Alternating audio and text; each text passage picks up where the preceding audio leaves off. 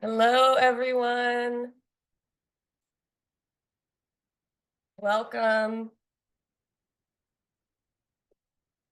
We will wait just a moment or so for folks to continue trickling in. Feel free to enable live transcription at the bottom of your screen if you'd like. Feel free to introduce yourself in the chat, and we will go ahead and get started. Welcome, everyone, to our deep dive webinar on the EPA's announced climate rollbacks and if and where state policies can fill some of the gaps that were announced if they do go forward with reconsideration of those regulations and actions. But we can get started with a bit of an introduction on the next slide. So if this is your first time, my name is Kristen Suarez, my pronouns are she, they, and I am the State Climate Policy Network Manager here at Climate XChange. You can learn more about Climate XChange and the network at the link I'm about to send in the chat, which is climate-exchange.org/network. On the next slide, in case it's your first time joining us, Climate XChange is a national organization focused on passing effective and equitable climate policy at the state level. The SCPN is one of our main national programs for supporting this state work. We're a network of over 15,000 advocates, legislators, researchers, government officials, basically all sorts of folks working in and around state level climate policy across all 50 states. Again, if this is your first time engaging with the SCPN, I sent a link in the chat. That link will lead you to recordings and articles from past webinars, and as well as our monthly national calls. Through all of these events, through all of our offerings at the network, we really hope to create a space for state level climate policy advocates to connect with each other and really learn from the best practices and years of experience that's held within our nationwide network, and 15,000 is only a portion of all the great folks working on this work.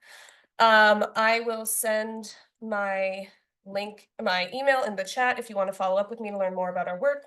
On the next slide, a couple ways we can help you and support your work, or we can connect you to someone who can. And you can reach out to me at my email, kristen@climateexchange.org, if you're interested in any of this. But Climate XChange specializes in tracking and analyzing state climate policy, as well as providing connections with experts, advocates, and other actors working on similar issues to you. We can provide example states for climate policies, state landscape analyses, and more. We also host and manage the State Climate Policy Dashboard, which is a free tool that pulls together 62 types of state level climate policies as enacted across all 50 states, with the ability to sort and filter and compare and all those good things, as well as access model laws, expert resources, and things like that. So that's our intro. We can get into this presentation today. On the next slide, we have invited an amazing panel of speakers to talk about what states need to know about last month's announcement from the EPA on 31 actions under reconsideration affecting climate, energy, and generally emissions and pollutants. And before I get into the introduction of our speakers, just a logistical note, folks are using the chat box as a space for connection. That's great. Feel free to introduce yourself, share resources. But if you have any topic-related questions for the panelists, please submit those at any time through the Q&A feature, the button that you'll see on the bottom of your screen, so that we can actually see them. They might get lost in the chat box if you submit them there. And then also this webinar, as all of our events are, this webinar is being recorded. So if you have to hop off at any point, or if you know someone who wanted to make it but couldn't, don't worry, we'll share the recording and slides via email, as well as a recap article summarizing our presentations by the end of the week. We'll also deploy a poll after the presentations to help us understand some of these topics, if any, that you all would like to see further programming or further support on. So make sure to stick around for that.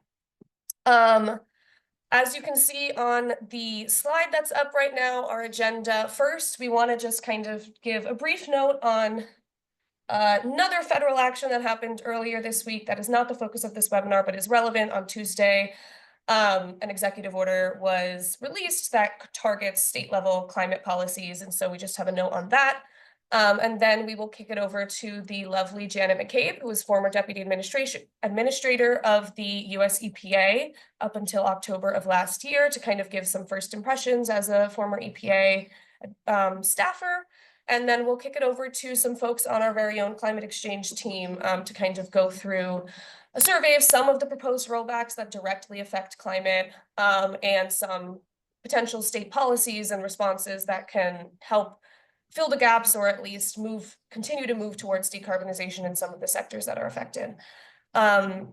So yeah, now we will get into this discussion. As a start, the EPA's announcement could amount to a really huge change in how the agency regulates tons of things, from electric power to oil and gas production to vehicles, air and water quality, all sorts of things. It's unclear what the magnitude and tangible impact of these reconsiderations and rollbacks will be.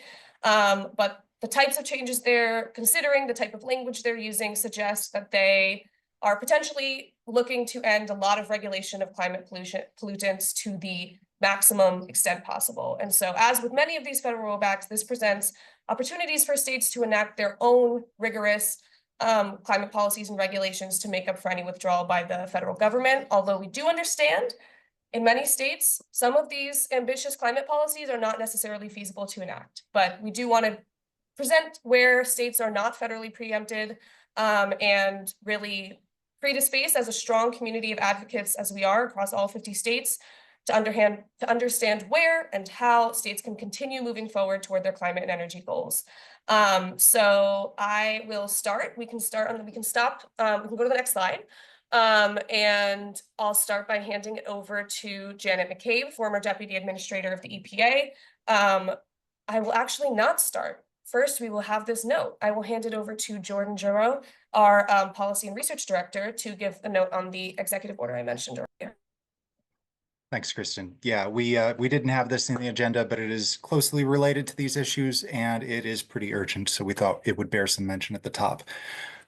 So as many of you saw, on Tuesday, the president issued an executive order asking the Attorney General to target state and local laws related to climate and climate justice that they believe are in some sense overreach, whether by federal preemption or otherwise. The Attorney General has 60 days to take action, potentially commencing or joining lawsuits against targeted states, and then submit a report with recommendations on how the executive and legislative branches can accelerate those efforts. The order lists several examples of laws and regulations that they're targeting. Some of these areas are unsurprising and may not influence the climate landscape substantially. Climate Superfund bills, for example, are in there, and they're already in court on arguments that there's a federal jurisdictional question. Other examples from the order are vague, perhaps threateningly expansive, like targeting climate pollutant fees, which might call for a more radical broadening of our understanding of federal preemption.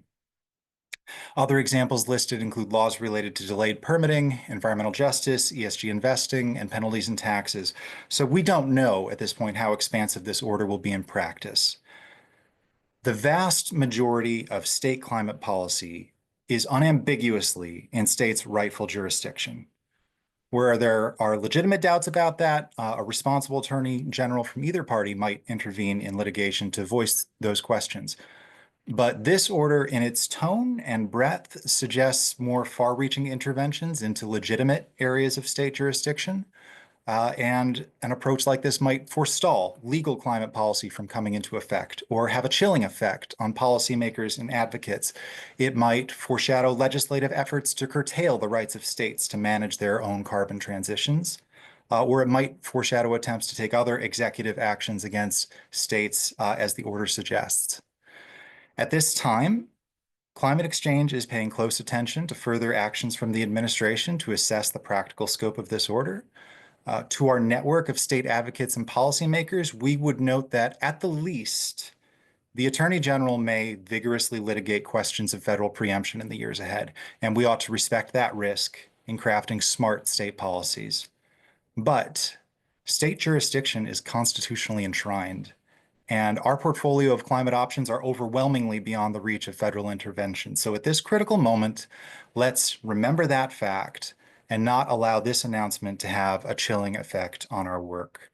And with that, I'll give it back to Kristen. She can bring us actually into what we meant to talk about here today.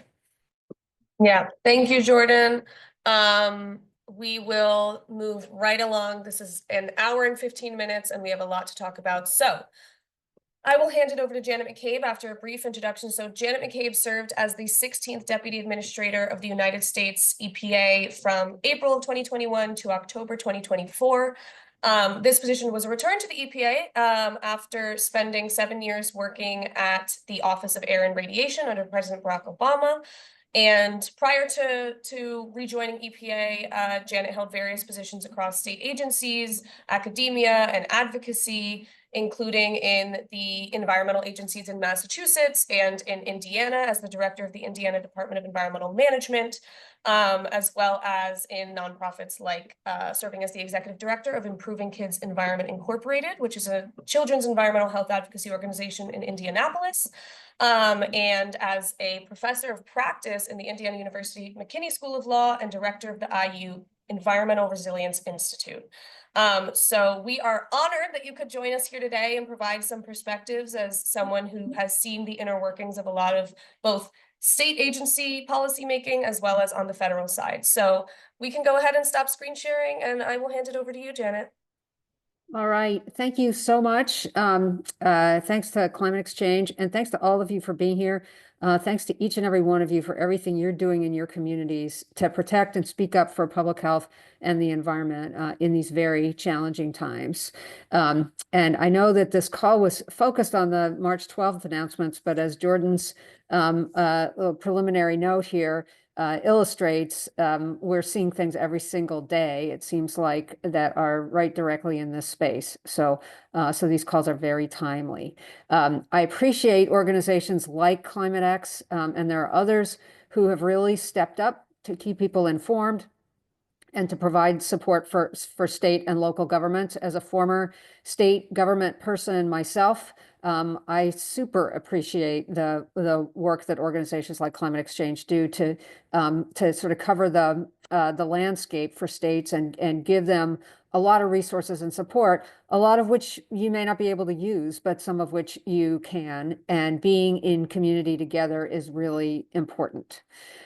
So this is a super timely call, given all these announcements. The one on March 12th just sort of dwarfs everything else in terms of, in fact, I had to stop opening up the announcements as they came out during the day. I think there were 22 total announcements. And I think that was part of the point, of course. So it's really important that people have good information about what the things that were announced means, what that really means going forward. And to the extent that all of this means a weakening of health and climate protection, which it does, what can others of us do to preserve what we have and to continue to make progress, especially on the incredibly important issue of climate change, where it's not just a matter of we won't move forward, it's a matter of we will move backward and just make it that much harder to address this existential issue. So I know we're going to have folks going over some of the specific proposals in more detail, but I wanted to start with a few overall points and maybe set some context. We'll be watching the questions as they come in and do our best to answer them. I don't necessarily have the absolute latest information on any particular issue. Things are changing day to day, and the agency is not putting things out for public input the way they used to. But there's lots of people who are following very specific issues very specifically and seem to have good information. So I know we'll do our best. There's no question that the announcements on March 12th represent a massive rollback of an announced massive rollback of environmental protections, and it made quite a splash. I put them in a couple of overlapping categories. First, there are the climate-specific focused things, the endangerment finding, the social cost of carbon, the power plant and oil and gas rules that specifically regulate CO2 or methane or other GHGs. Then there's the category of energy-focused things. They've made it very clear that anything that is in the energy development or production space is going to be treated in a very different way. So that includes those rules I just mentioned, as well as other ones that affect the energy sector, like the steam electric rule, water quality rule, and things that are not strictly speaking rules, like the direction to the enforcement office to back off of energy related compliance activities. They couldn't have been clearer about that. A third category is other industrial deregulatory proposals. So there's a set of about 24 air toxics rules that affect a whole range of industrial categories that are part of this package as well. They're not strictly speaking climate, but they certainly will affect air quality, and in many cases there would be co-benefits that would be climate related. Then there's also another category. This is like a type of action category that's not a rule rollback, but it's EPA looking at the way they're implementing programs. So choosing to use their enforcement discretion in different ways is one of them. But there are several there that have to do with the way they expect states to implement certain programs under the Clean Air Act. And I'm thinking specifically of the Regional Haze Program and implementing the National Ambient Air Quality Standards. He specifically mentions particulate matter. So that's how I see these in my head, and they're very much overlapping. So a couple of overall points. Many of the rules and programs that aren't specifically explicitly focused on greenhouse gases or climate definitely have climate co-benefits. The Regional Haze Program affects power plants, especially in the western part of the country, significantly with required controls or fuel changes, or perhaps too expensive to keep it running. There will be climate impacts as disbenefits as a result of states getting more flexibility to not require as much under the Regional Haze Program. Some of the things in this list EPA can implement right away without having to ask anybody's permission or do any process, like the enforcement discretion. They've invited people to send them an email asking for an exemption, a 2-year delay, to have to meet any of the certain of the toxics rules in particular. That presumably is to give this agency time, 2 years of time, to change the rule so those companies will never have to comply with those rules. Those are the kinds of things that they can do right away. Many of the things that they announced will actually take a rulemaking to change. And there's really not any way they can get away with going through at least the motions of the regular Administrative Procedure Act process to develop a rule, which includes a proposal for public comment. It includes the ability for people to challenge that rule when it's done. So announcing that you're going to do these things and actually getting them done are two very different things. We saw in the first Trump administration, when they started in on doing the rules, they made a lot of procedural missteps because they were moving too fast. And people are going to be watching that stuff very closely. But it is really important for all of us to participate in any public process that EPA has. And then there's sort of a middle ground maybe, which is looking for revised guidances. Now, EPA just put one out on what demonstrations states need to make in order to show that bad air quality in their states is due to international air pollution. I don't want to minimize the complexity of that guidance, because I personally worked on it.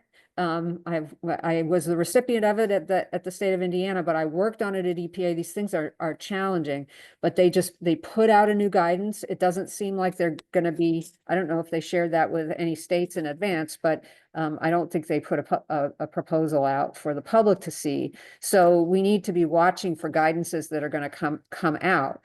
I mentioned implementing the PM, the particulate matter standard. Permitting is always a very tough issue and a very contentious issue.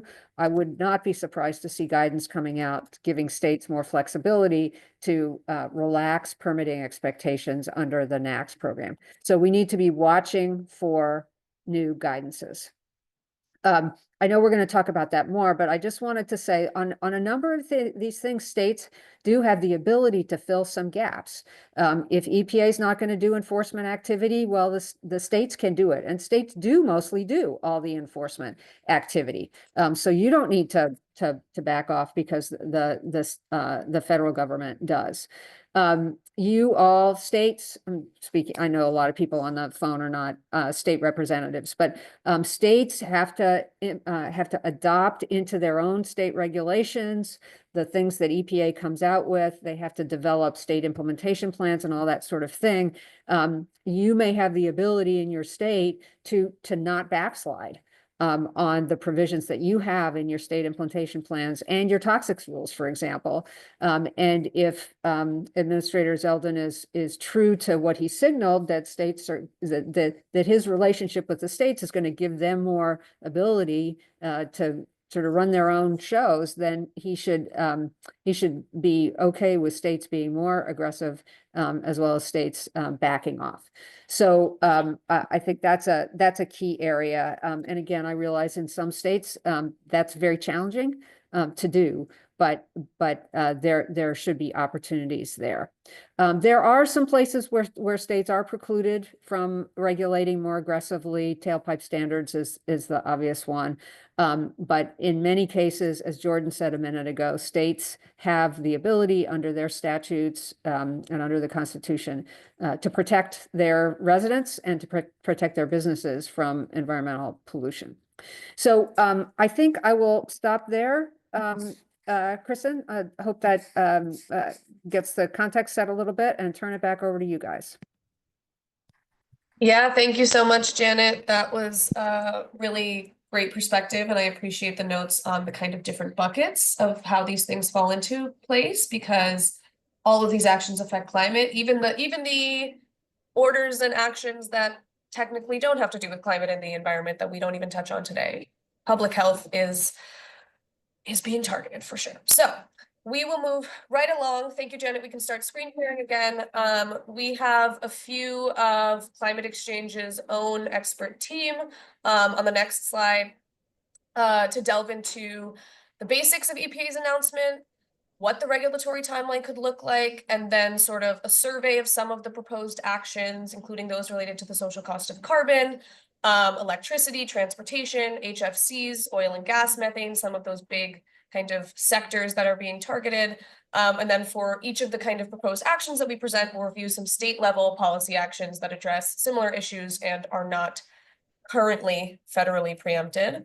But yeah, we have Jordan Gerow, our policy and research director, with Ruby Wincele, our policy and research manager, who also manages our state climate policy dashboard, Jacqueline Adams, who also works on the dashboard as our senior policy and research associate, and Greg Casto, our communications manager. So I'm excited to bring a lot of the folks that work behind the scenes at Climate Exchange into the spotlight here.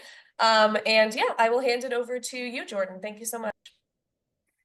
Yeah, thank you, Kristen. With that introduction, you know what, I'll save any further introduction for our team for when each of them is able to speak to us. So we are going to be looking at these 31 actions, and in this presentation, focusing just on the climate pollutant bucket that Janet identified. Next slide. So just for folks who might be coming into this for the first time, EPA's regulatory process is long and involved. There's going to be proposed rulemaking for all of these. There's going to be a public comment period when states can come and say, look, this proposed rule is going to have an impact in our state in X, Y, and Z different ways. And EPA has to respond to those comments substantively by the time they make their final rulemaking, or else on judicial appeal, it might be found arbitrary and capricious. So that's a critical point for folks at the state level to just be intervening and making sure that these perspectives are heard. Next slide. And this can all take a long time. So this is an illustrative timeline from Trump 1.0.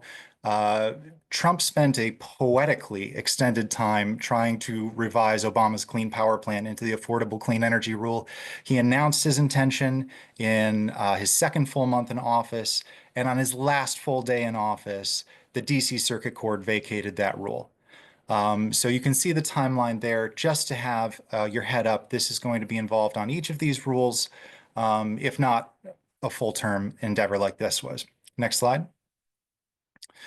So I'm going to touch on the endangerment finding, which is maybe the most broadly holistic and most impactful regulation that they're looking at, finding that they're looking at in the climate space. Under the Clean Air Act, EPA has to make an endangerment finding about climate pollutants in order to regulate them. They were ordered to do so in 2007. In 2009, they actually did it. It's been upheld by the courts. It's been pushed back on in certain ways over time. Critically, I'll mention for the future that endangerment finding might not be necessary for future climate regulations, since the Inflation Reduction Act actually revised the Clean Air Act to pull 6 greenhouse gases in as air pollutants. So in terms of defending regulations that are on the books already, the endangerment finding really serves as the legal foundation. But in the future, if the endangerment finding were to go away, there is still a path forward for a future administration to go an alternate route. Next slide.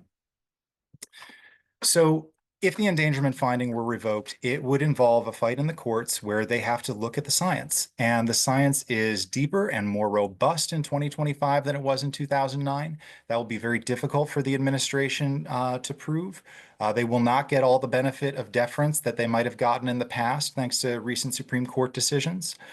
At the same time, they can, of course, change substantively all the different greenhouse gas regulations one by one while they pursue this larger goal.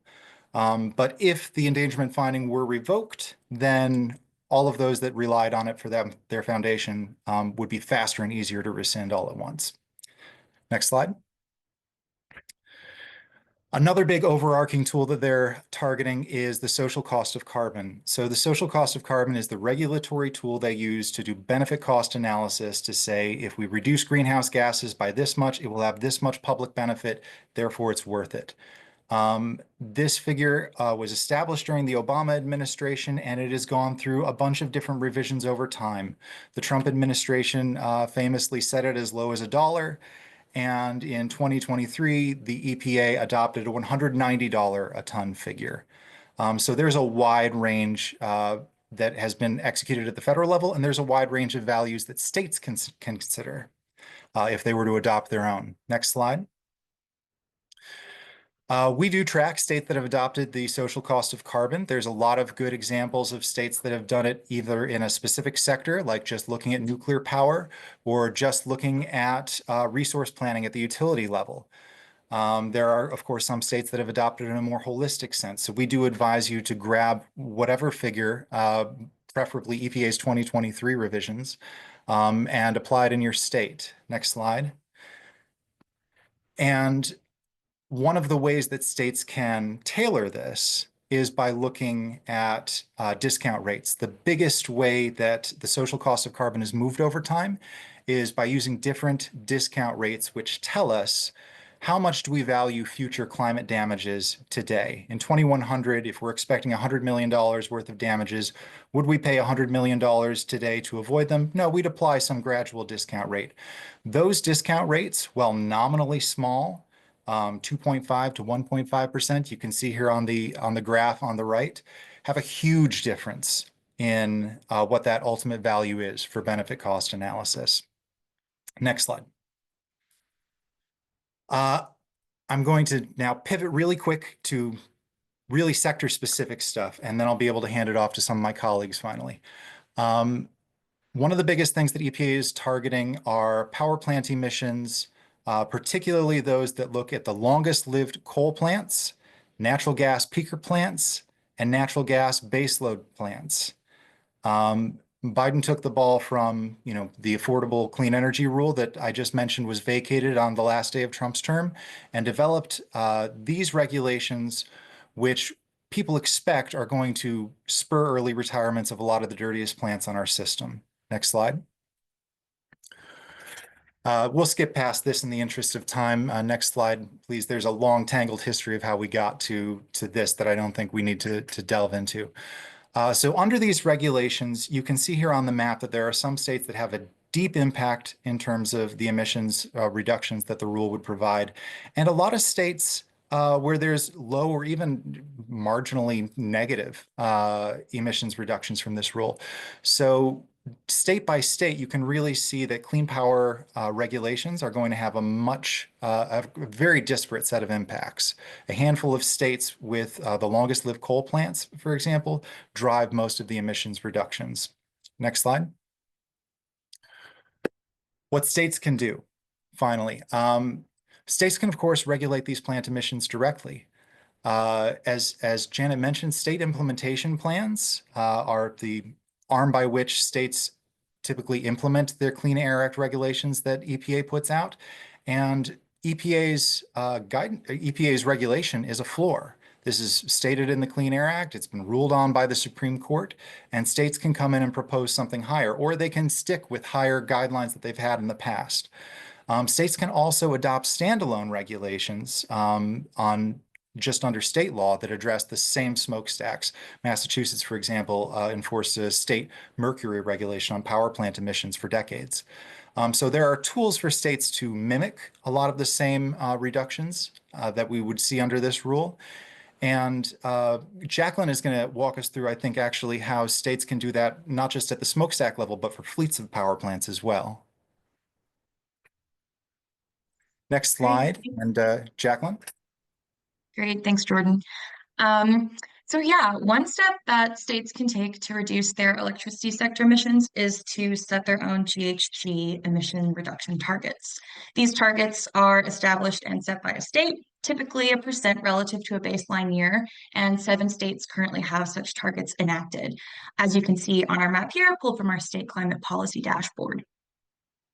And you can see as well in these call-outs sort of how these targets differ. To achieve these set of GHG reduction targets, states could pull many different combinations of policy levers, such as coal phase-out, peaker plant regulations, renewable portfolio standards, or carbon pricing. And I'll discuss some of these levers next. Next slide, please. So states looking for somewhere to start in reducing electricity sector emissions can look at coal phase out, which might look different in different states who might have differing political priorities or levels of climate ambitions. States could opt for the stick method or the carrot method. Washington State actually utilized the stick method in SB 5116. So this law actually established the state's renewable portfolio standard, but they also required coal phase out of coal power by 2026 as sort of a first milestone. And to quickly phase out coal, the state imposed escalating financial penalties, the sticks, for utilities that failed to meet those phase out targets. And if you're interested in learning more about the Washington law, you can check out LPDD's model law that I've linked in the slides here that sort of uses it as a best practice statute. The carrot method could also be used and useful to states with differing priorities. Here, states might look to coal plant securitization, and with securitization, the coal plant would be refinanced with the backing of ratepayers, and those savings could then be spent on programming relevant to their state-level energy priorities, such as efficiency measures or bill assistance. And you can see from the map here that 8 states currently have coal securitization policies enacted. And then finally, if states want to target the highest emitting plants in their electricity sector, they could look to peaker plant regulations. Peaker plants were subject to the strongest clean power plan regulations because these are generally considered the dirtiest plants. Massachusetts here is a really helpful example with their Clean Peak standard. This is an incentive-based program that directs retail electricity suppliers and distributors to meet a minimum percentage of sales with those qualified Clean Peak resources. Next slide, please. Another lever for electricity sector decarbonization is renewable portfolio or clean energy standards. And these standards require a specific percentage or megawatt hour of electricity sold by utilities to be generated by renewable or clean sources. To date, 36 different states have already established such standards, and they have varying degrees of stringency across those 36 states. Next slide, please. And the final lever that I'll discuss is the use of carbon pollution pricing, which establishes a pollution fee or cap and trade program for greenhouse gas emissions. The most well-known example of this is the Regional Greenhouse Gas Initiative, or RGGI. And since 2005, RGGI states have actually raised over $8.6 billion to reinvest back in their local communities for energy-related projects. So states have the discretion to use these funds for energy programming that aligns best with their own needs, their political priorities, etc. And I'll dive into a few state examples. Next slide. So since joining RGGI, New Hampshire actually has received $252 million in proceeds, and they've used those funds in several ways. You can see from the pie charts here. They mostly targeted rebates to retail electric customers, kind of getting at some of the affordability concerns.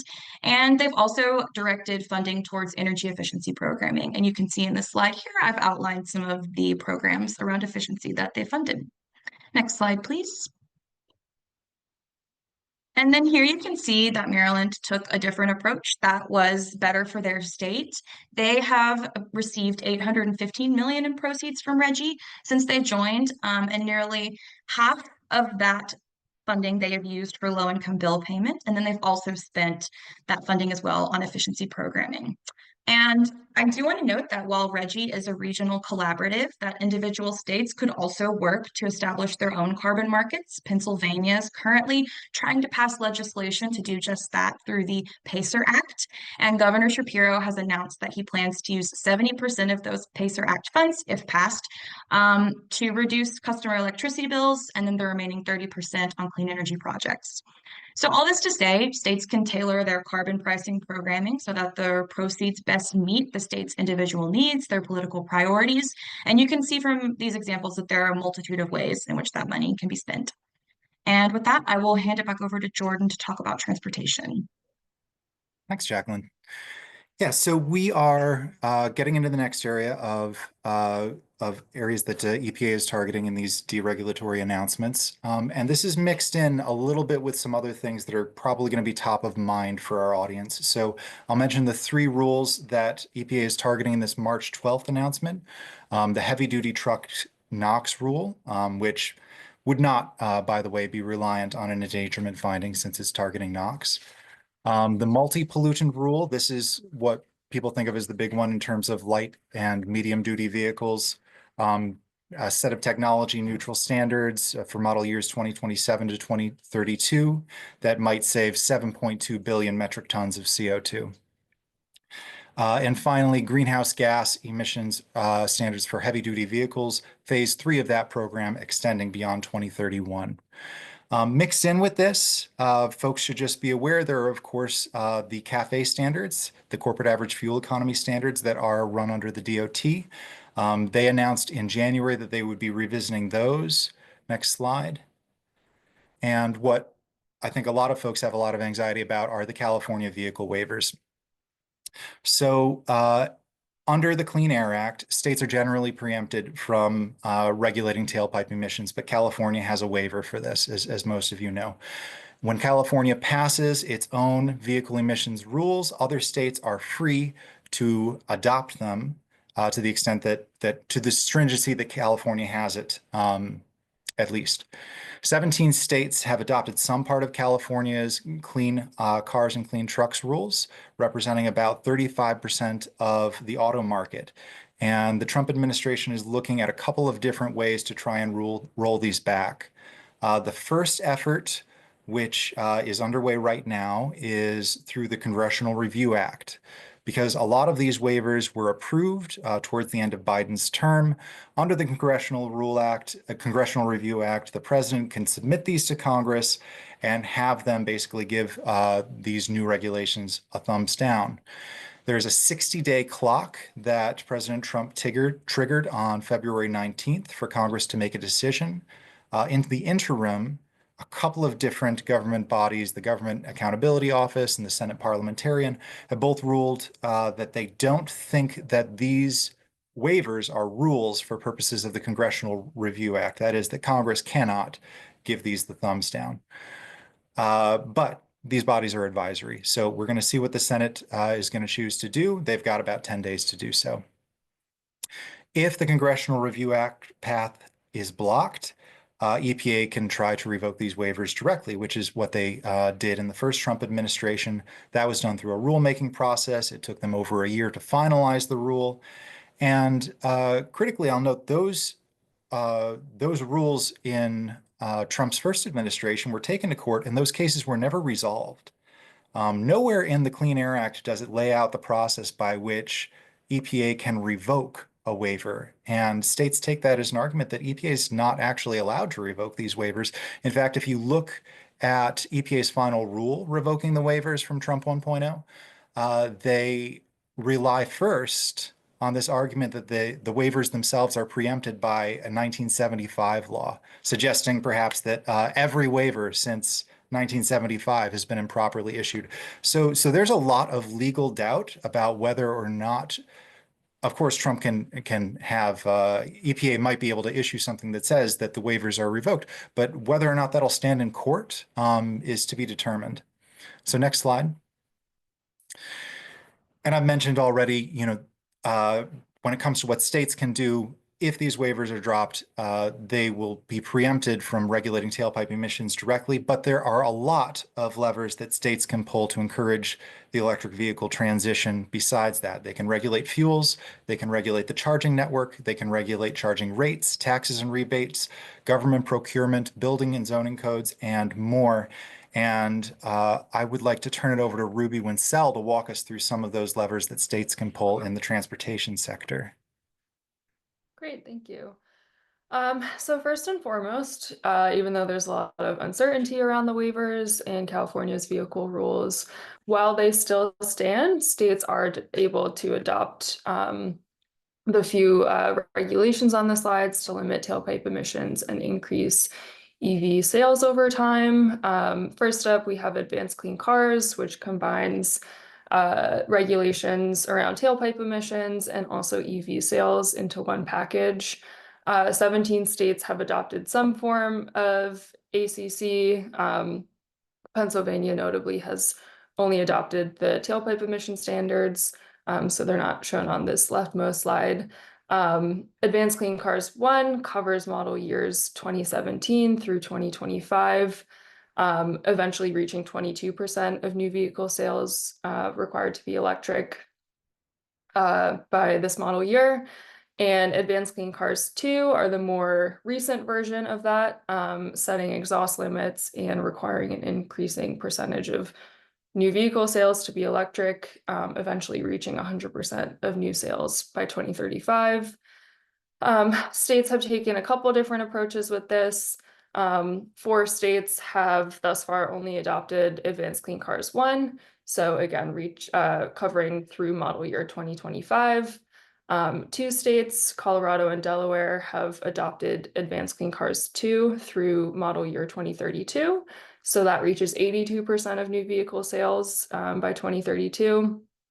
And then the remaining 11 states shown there, including California, have adopted Advanced Clean Cars 2 in its entirety through 2035. So 11 states do have that 100% sales standard for light duty vehicles.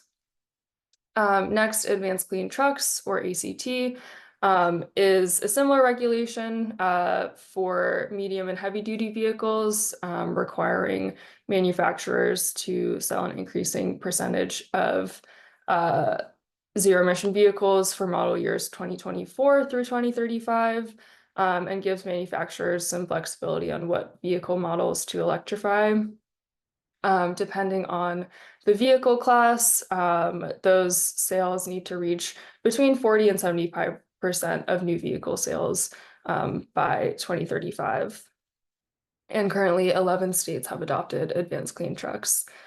And then lastly, the low NOx omnibus rules is a set of regulations to address tailpipe emissions from heavy duty vehicles, specifically to curb NOx emissions, nitrogen oxide from on-road heavy duty vehicles starting model year 2024.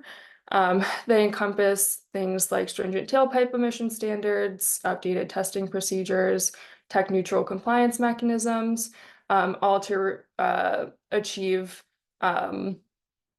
a reduction in NOx emissions from covered vehicles by 90% by 2031. So again, as long as these California waivers stand, this is the most direct way for states to regulate tailpipe emissions. And if we go to the next slide, I'll get into regulating fuels. So we have another option for states, low carbon fuel standards, also known as clean fuel standards, or LCFS, is another policy option for states to limit tailpipe emissions by regulating transportation fuels. These are not currently preempted by federal law or subject to waivers, although with the executive order, we'll see. But again, if the waivers are revoked and these still stand, it's another way to limit tailpipe emissions. So they set a gradually decreasing cap on the carbon intensity of transportation fuels, most commonly targeting gasoline, diesel, liquefied natural gas, and a couple other fuels depending on the state. And then carbon intensity looks at the life cycle greenhouse gas emissions associated with production, distribution, and consumption of these fuels. The standard sets a declining cap. For example, Washington's is 20% reduction below 2017 levels by 2034. And the policy creates a marketplace to buy, trade, and sell credits based on whether fuels are above or below that cap that state set. And it's designed to incentivize the use of cleaner fuels such as electricity, biofuels, hydrogen, and renewable natural gas. I'll note that there have been criticisms of this, including in California, based on accounting measures and assumptions. This has led to the use of biofuels over electricity and zero emission fuels. But still a way to regulate fuels, and currently 4 states have it, with New Mexico being the most recent state. The clean fuel standard there is required to be implemented by July 1st of next year, so that rulemaking process is currently ongoing. Next slide, please. Now I'll get into the slew of ways that states can encourage EV adoption and build out charging networks. First and foremost, we have incentives for EVs and chargers. These are typically tax credits or rebates. Others can include tax exemptions, toll discounts for EVs, etc. 12 states offer light-duty vehicle EV rebates. Another 4 states offer medium and heavy-duty EV rebates, and they can cover a variety of different vehicle types, new and used EVs.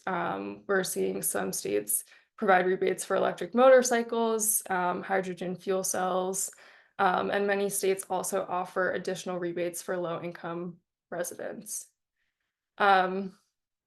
Next slide. One more. Thanks. We also have government procurement, also known as lead by example. So this is states setting targets to electrify the state fleets, not privately owned vehicles, but specifically the state fleets. Again, there are a variety of different approaches. They can require new vehicle purchases and leases to be EVs. They can prioritize EVs when purchasing vehicles.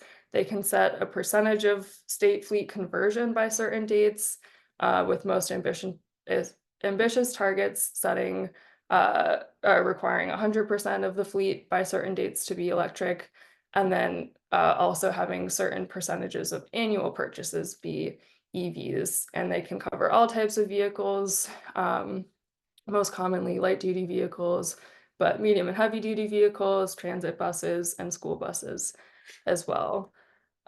This is also a policy that can be established by executive order, and many of which are, so it doesn't face some of the legislative or regulatory hurdles that some of the other policies we're touching on in this presentation might face.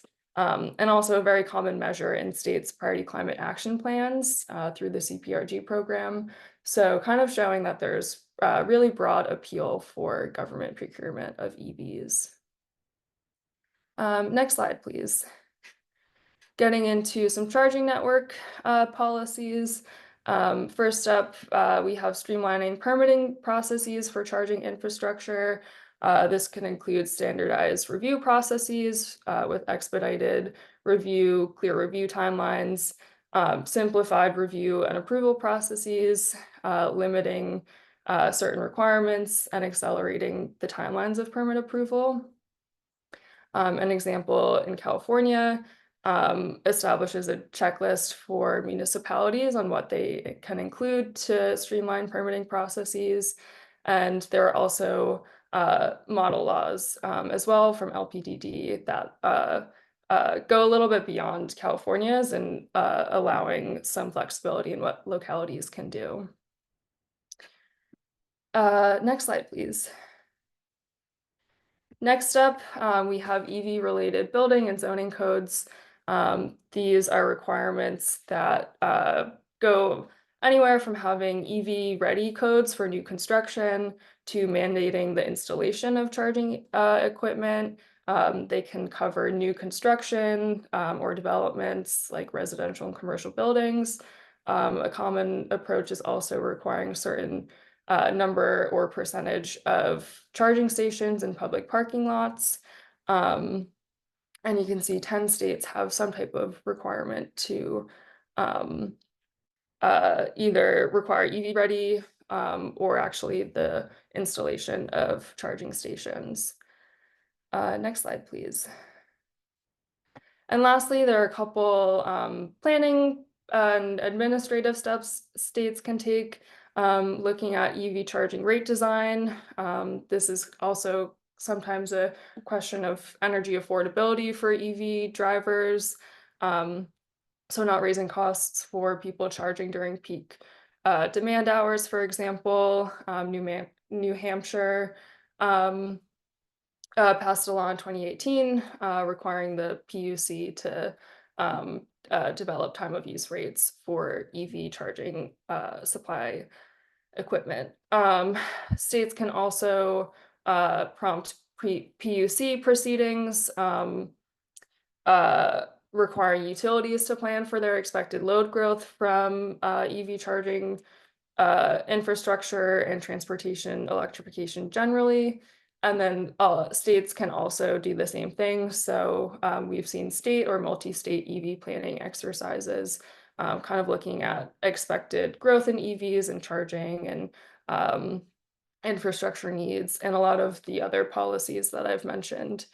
So to wrap up, we've highlighted a ton of different ways states can address transportation emissions, looking at tailpipe emissions, regulating fuels, building out charging networks, incentivizing EVs and chargers, and a ton more. So there's a wide array of options for states with all levels of climate ambition to promote cleaner transportation options.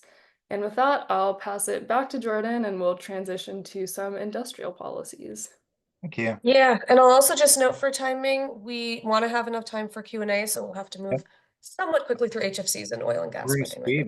We're going to speed, Kristen. Noted. So HFCs, if you didn't know, they are extremely short-lived, extremely potent greenhouse gases, mostly coming from supermarket refrigeration. Next slide. And in 2020, Congress passed the American Innovation and Manufacturing Act. President Trump signed it, which authorized EPA to set phase-down schedules for a whole list of HFCs. Managing transitions to their substitutes and next generation technologies. And so EPA, in response, authored the technology transition rule that basically implements this schedule. Next slide. So now, if EPA is going to revisit the technology transition rule, it is helpful to keep in mind what the AIM Act actually requires. It's pretty clear the administrator shall issue a final rule that brings these regulated substances down according to the schedule that you see at the bottom of the slide. This was just written right into the legislation, moving from 90% down to 15% at 2036. So a big part of the ambition of this HFC regulation is written into statute. Next slide. Where there's a little more room to play and where the substance of some of these revisions might take place is how do you assess the 14 different regulated HFCs and all of the technologies that they apply to and all of the economics of transitioning to different technologies case by case and translate that back into the big phase down schedule that you saw on the previous slide. So here you have 14 different HFCs and their exchange values on the right just basically compare their greenhouse, their global warming potential and try to, in a big math problem, make them all add up to this phase down schedule. EPA can do a lot of reassessing that part of the analysis, And it remains to be seen whether or not they might do anything to more dramatically reduce the ambition of the regulation at large, I'll say. That said, alongside whatever rule EPA settles on under the AIM Act, there are a long list of ways that states can regulate HFCs, including based on previous work EPA did on regulating HFCs via the SNAP rules, which Greg can talk to us about. Yeah, thanks, Jordan. So the SNAP rules was one of EPA's tools to regulate HFCs. It's called the Significant New Alternatives Program, policy program, and it was established under the Clean Air Act, originally to evaluate substitutes for ozone depleting substances like CFCs. The program is based on end use of each chemical, and chemicals are listed as acceptable, unacceptable, or subject to use with certain limitations. And HFCs were one of the original alternatives to CFCs because they're not ozone depleting, but like Jordan said, we soon learned that they have a significant global warming potential. So SNAP Rules 20 and 21 were enacted to restrict applications of HFCs in specific contexts and propose alternatives. And there were some legal challenges over these two SNAP rules, which isn't really worth diving into right now, but they will come into play for what states can do. Next slide. So first, states can adopt their own HFC phase-down rules, and they can model them off of SNAP Rules 20 and 21. This allows the regulations to be tailored to each industry's needs and the availability of alternatives that are available. And even though EPA has had some challenges enforcing these SNAP rules, their work, they did a lot of legwork establishing those regulations through research and their public comment processes. And so states can take advantage of all of that work. California was the first to adopt these rules in 2018, and 11 other states have done so since then. Next slide, please. So next, states can incentivize alternatives to HFCs. Fortunately, there are more climate-friendly alternatives, and states can give rebates for equipment that use these substances. Natural refrigerants like carbon dioxide, ammonia, and some other gases have a much lower impact on the environment if they were to leak. So they can offer these rebates as part of energy efficiency programs. They can also offer funding for pilot projects. One of them that I'll highlight is in California. Their F-gas reduction incentive program started a couple of years ago, and in round one, they had $1 million in funding and gave it to 15 different supermarket projects. Round two funding is actually open right now, and they have $65 million in funding for this period. And the window for application is open until the end of August. Next slide, please. Next, states can adopt procurement preferences for HFC-free technology. So what that means is that state agencies could be restricted from purchasing products that contain or use HFCs unless alternatives aren't cost-effective or for some reason unavailable. So one example is in Washington. In their law, where they set up the SNAP phase-down rules, they also require government entities to give preference to any vendors that are using HFC-free technology. And there's also been legislation in Hawaii and Oregon, but so far that's been unsuccessful. Next slide, please. And the last one is that it's one of the most impactful ways that states can reduce HFCs. A lot of the other strategies try to prevent new HFC equipment, but a lot of the HFC emissions, most of them come from leaks in existing equipment and improper disposal of equipment at its end of life. So states can create training programs for leak detection and repair. They can establish maximum leak rates for HFC equipment. They can require the new equipment has automatic leak detection systems. And when HFC equipment is at its end of life, they can prioritize recycling leftover gas and using that in new equipment. This is really important because as global temperatures rise, so does the demand for things that use HFCs like refrigeration and air conditioning to try to adapt to higher temperatures. So you can see on the right, CFC emissions have declined rapidly since the 80s, but HFC emissions on the left have gone up during that time to replace them. And basically what this means is some of the tools that we're using to adapt to climate change, like air conditioning and refrigeration, can actually be contributing to global warming. So it means that we need to try to reduce our HFC use in this equipment as soon as possible. And states do fortunately have some ways to do that. So I'll pass it back to Jordan, I think. And we have one more area, a direct climate pollutant area that we're going to cover, and then we're going to hopefully speed into as much Q&A as we can get. So the last and maybe one of the most impactful regulations that EPA is going to reconsider here are on oil and gas sector methane regulations. In 2024, EPA finalized rules that were looking at leaks from pipes, at the efficiency of different parts of the process, like process controllers, and whether or not those are run by natural gas or electric, for example. The most cinematic source of emissions, the routine flaring of methane from new oil wells, and all sorts of other ways that methane is leaking from the oil and gas production process. Next slide, please.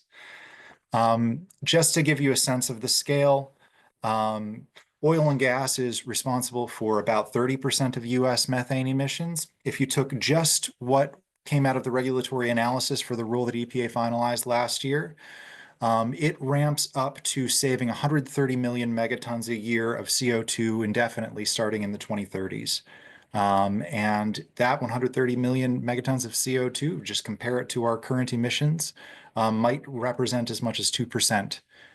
So it is a big single chunk, more impactful than some of the other rules we're discussing today, even though it might not be as heralded. And there are fortunately a lot of ways that states, basically all the same ways that states are allowed to regulate oil and gas sector methane emissions. And Jacqueline can give us a survey of those. Thanks, Jordan. All right, so 9 states currently have methane regulations for oil and gas production and operation, as you can see on this map from our state climate policy dashboard. And we'll quickly walk through 3 state examples for methane regulations, each of these states have differing political contexts and higher versus lower levels of climate ambition. So we'll dive a little more deeply into Colorado, Louisiana, and New Mexico. Next slide, please. So first, Colorado can definitely be looked to as a model for methane regulations. They have some of the most comprehensive oil and gas methane regulations in the US. And as you can see in this figure on the right, Colorado is one of the top 10 crude oil producing states in the country. And notably, the other 2 states we'll cover, Louisiana and New Mexico, also break the top 10, which highlights the fact that states that are very heavily reliant on oil production are taking those steps to reduce their methane emissions. So the establishing legislation that establishes Colorado's methane regulations is HB 211266. The goal is 60% reduction in methane emissions from oil and gas operations from below 2005 levels by 2030. The bill also protects EJ and disproportionately impacted communities while reducing those methane emissions. Some of the key aspects of these regulations are that oil and gas companies need to find and fix methane leaks, install tech to limit or prevent emissions, and also prohibition of routine flaring. And then also oil and gas operators are required to report their emissions under the Colorado GHG reporting rule. And importantly, Colorado established the first midstream oil and gas regulations in the US last year. Next slide, please. So Louisiana, and you'll see again that Louisiana is the 3rd highest natural gas producing state, and Colorado and New Mexico are right up in there in the top 10 as well. And again, highlighting that states heavily reliant on oil and gas production are taking these steps to regulate emissions. Louisiana is a state with heavy industrial emissions, and they've prohibited routine venting and flaring of natural gas, except in instances where operators can prove economic hardship, but there are some guardrails around that economic hardship piece. And if an operator is still turning a profit based on the price of natural gas, they can't claim hardship. Notably, the authority to regulate natural gas flaring and venting is granted through 2 sections of the Louisiana Administrative Code, meaning that these regulations have some longevity since they're written into law. And these regulations are relatively new and have been in effect since May 7th, 2024. Next slide, please. And then finally, New Mexico is a more moderate state, and they have limited tax revenue to fund government activities, and a large source of their state revenue comes from the oil and gas industry. And as such, their regulations are not as robust, and they have faced some criticism. So Under the regulations in the state, operators are required to capture 98% of their waste natural gas by the end of 2026. And there are also other regulations surrounding calculating emissions rates, performing monthly checks. But like I said, these regulations have faced criticisms. So the first centers around the fact that operators are required to self-report venting and flaring, but self-report methods are not uncommon and they're utilized in Colorado, as I mentioned previously. And further self-reporting is often utilized due to limited staffing and funding, which leads us into our next point is that the state has faced limited field enforcement. And this is largely due to limited funding and staff. And historically, the state has relied on the EPA to do sweeps, which has subsequently led to increased enforcement. And then the final criticism is that there is no statute for these regulations. So the regulations could be codified into law to ensure longevity. And a bill was proposed in the 2025 legislative session, that's HB 258, but it ultimately did not make it out of committee. Nevertheless, these regulations do still stand. And despite these criticisms, New Mexico still serves as a really great example of a pro-oil and gas state that is taking steps to reduce emissions in the sector, given a more complicated economic climate. And more broadly, from these three state examples, we can see that if states are looking to fill the gaps left by the EPA deregulation, that there are many unique ways that they can implement methane regulations that work with their unique political climates, their economies, and their climate ambitions. And with that, I will hand it back over to Kristen. Thank you so much, everyone. That was a huge amount of information. We can stop screen sharing. And I will launch a quick poll before we get into Q&A. We have about 10 minutes left just to ask you about if this event was useful and what of some of the topics we discussed you might be interested in further programming on. I'll start before we get into some questions. I want to note these announced rollbacks, Tuesday's executive orders targeting state level climate action, these are just a couple in the onslaught of federal announcements that are really targeting climate, the environment, public health, attempts to really confuse us, overwhelm us, intimidate us as a cohort of advocates. And I just want to ground us in like our strength is in numbers. Of course, we know that there's scientific consensus. We know that these are data-driven policies, but it will take working across state lines. It'll take collaborating across sectors, across spheres. And we at Climate XChange are hoping to support all of you in doing just that. Connecting with folks in similar states to you is really, really relevant and can be important in making sure that you are using best practices and not deduplicating work. So it might not be your regional neighbor that's a state very similar to you. It might be someone on the other side of the country. Reach out to us if you want to connect with your peers in other states to kind of get at some of these issues.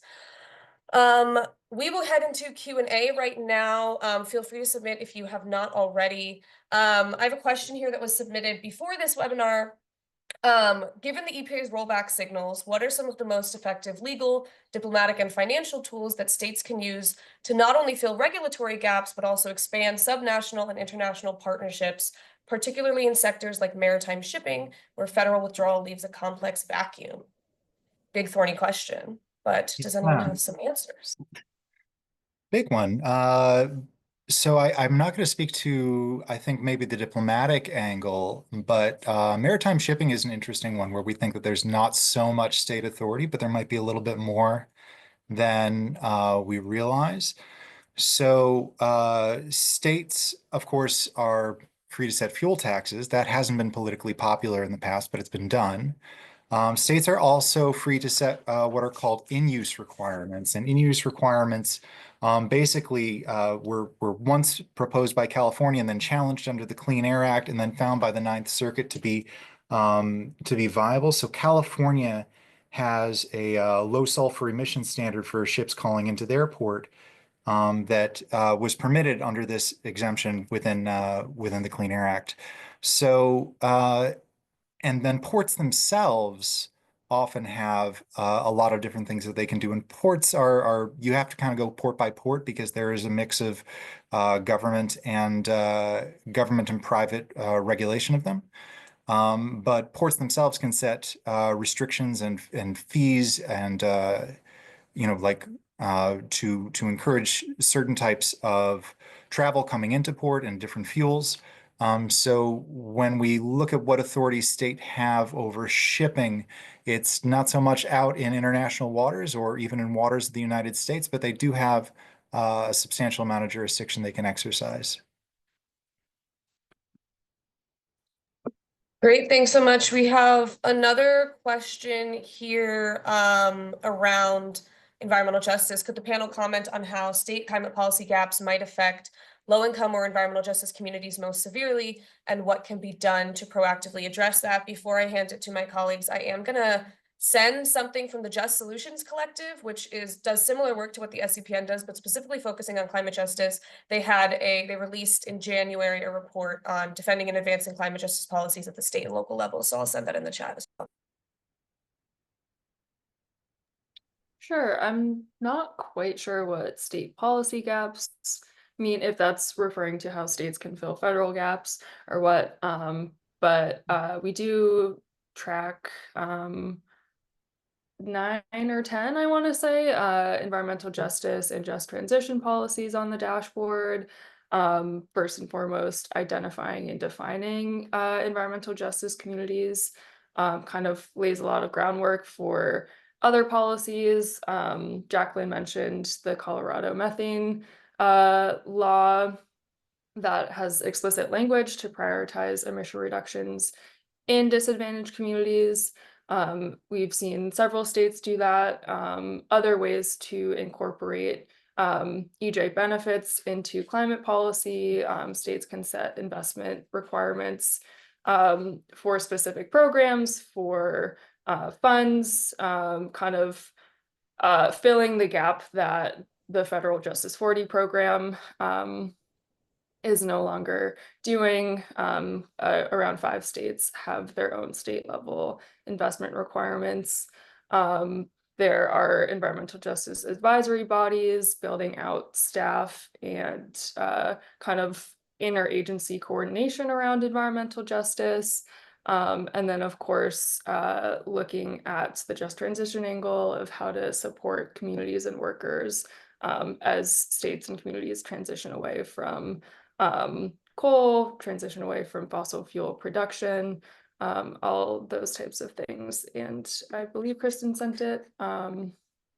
But yeah, I was going to plug the dashboard. Also looking at cumulative impacts, how new and existing polluting facilities kind of exacerbate inequalities in air quality and public health. So also kind of a trend we're seeing that states have to require those assessments when planning projects. So I hope that answers that question. Yeah, great. I have another question here that is maybe related to this topic and also maybe related to Tuesdays, but this is something that people are thinking a lot about. Can the team here speak to what the administration's actions mean specifically for polluters pay legislation, especially those that have already passed at the state level? Do we have thoughts on that? Because that is a big question top of mind for a lot of folks, even before these actions, but. Yeah. No, my only thought is that I think that in these Superfund lawsuits, there was always kind of transparently an interstate jurisdictional issue going on that was going to have to be tested in court, and it is in court. And 22 states, I think, sued New York on this, basically a federalism question, whether or not attributing harms that companies might have done out of state to in-state harms that are, more measurable and they have jurisdiction over. It's just a little thorny. So if under Tuesday's executive order, the Attorney General is being told, hey, go out and intervene in all these cases and make sure that they're hearing this federal argument, that won't necessarily change the course of that litigation. I mean, it's already being heard. So that would be like an example of a less extreme outcome from this executive order. Just that they're going to continue pressing forward federal preemption issues that we already kind of know are out there. So we'll see how that resolves in the courts. I don't think the Attorney General weighing into it is probably going to make a huge difference one way or the other, personally, but to be seen. Alrighty, I think with that, it is the end of our event. There are a lot of questions that were submitted, we might publish some of those and some answers in part of our recap article. Thank you to everyone who's who has submitted the poll that I just launched. But yeah, thank you all for your time. Thank you to all of our panelists, to Janet and our own staffers here at Climate Exchange. Please feel free to send me any requests to connect with the folks on this call, as well as with similar people to you in other states that might be facing similar jurisdictional issues, similar political context issues. But yeah, I appreciate you all being here. It is a lot. We know it is a lot, and we know a lot of states don't have a lot in terms of political will to suddenly put forward ambitious pro-climate policy, and we're not saying that that is the case. But it is important to realize that as it stands now, there is a ton that is not federally preempted. And even if with Tuesday's executive order, some of those try to start becoming federally preempted, that will take some time as well. So keep on keeping on. We are here as a national network. Really turn to your peers. We are not alone. We have 15,000 people in this network, and that's just scraping is just the tip of the iceberg. So I appreciate all of you being here with me. I appreciate all of your continuous work. There's so much work to be done, and make sure you also prioritize yourself and your well-being. We cannot afford burnout. This is a long fight on multiple fronts. So take care of yourselves. And while we also take care of our communities, our colleagues, and the fate of the world at large. But yeah, thank you all. Have a great rest of your week. We'll be sending out recording slides and the recap article from this presentation in the coming days, tomorrow, if not on Monday. So appreciate you all. Have a great rest of your week, and thank you so much.